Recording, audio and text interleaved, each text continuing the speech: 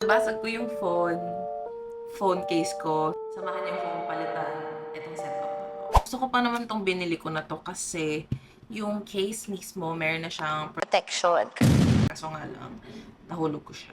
This is the phone. Kung matapang lang ako, hindi na ako magki-case, but so first, let's put itong Ringke na cover display tempered glass. So, dalawa na pala siya for 6 or 800 pesos ko siya nabili.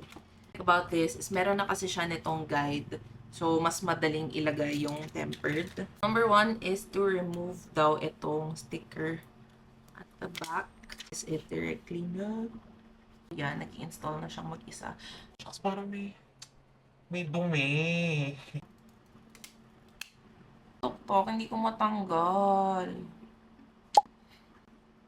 Okay, now this is the case that I got. And there you have it. A refreshed Z Flip 7. Although, feeling ko, mali yung mga pinagagawa ko. Yan, umangat pa to. Hindi ko mahubadan yan eventually. So, cute! Yellow! Didikit din. Basta didikit din yan.